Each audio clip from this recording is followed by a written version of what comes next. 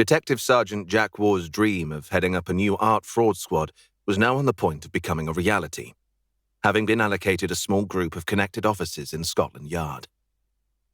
The main fraud squad was huge, with over 200 officers attached. Jack, however, had only been allocated 2, and he had to select them from existing fraud squad officers, even though most of them knew nothing at all about the highly specialized world of art fraud. He'd imagined a fresh, blank canvas to work on, but he'd have to make do with whatever he could get. Jack had originally been offered a position in a new elite murder team but had turned it down, instead determined to prove that focusing on major art forgeries would get results. His gut feeling was that the top brass were treating his new passion as no more than a whim he'd quickly tire of, and it had taken many months of negotiation for Jack to convince them he was serious. The new art fraud suite consisted of a 2-roomed office, the main one just spacious enough to accommodate 3 desks, filing cabinets, and storage for numerous art books, together with documents relating to every major art heist over the past 20 years, compiled by fraud squad officers. Their numerous gaps and errors confirmed his suspicion that he wasn't going to find anyone with the skills he needed inside the Met.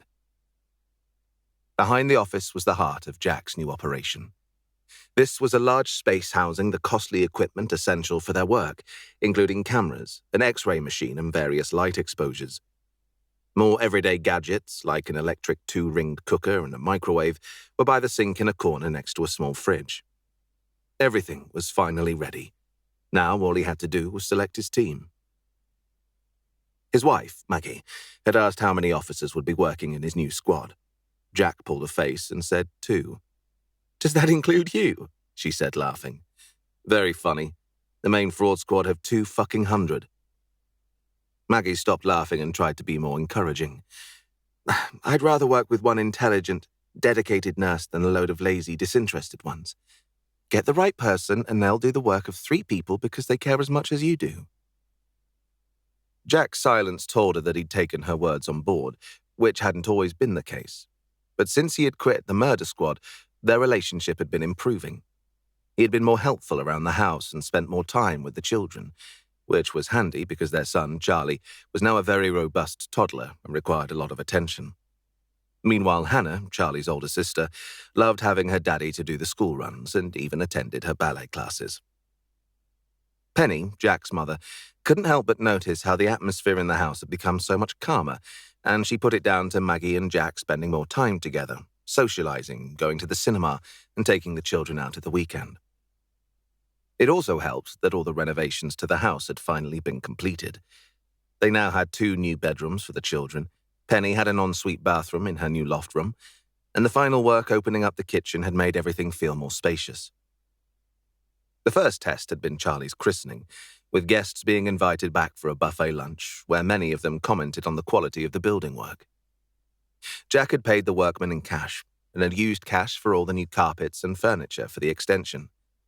He didn't tell Maggie that the money had come from Helga Meerling, an art dealer connected to a number of shady characters, including the brilliant art forger Adam Border. He had not heard from either for some time, and had made no attempt to contact them. That chapter of his life lay dormant, for now.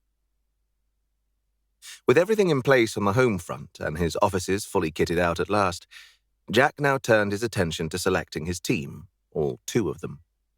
Without much enthusiasm, he began with 2 officers who were already attached to the main fraud squad.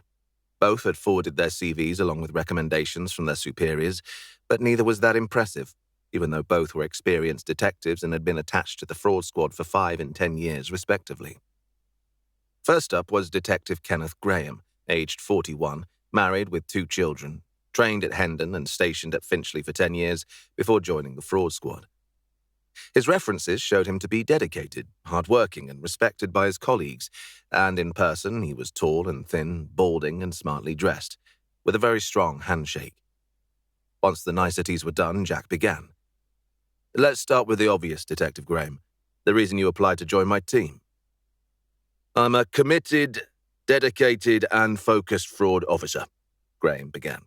"My last investigation was into a high-finance fraud that took over 4 years. I can bring that level of stamina and commitment to your team."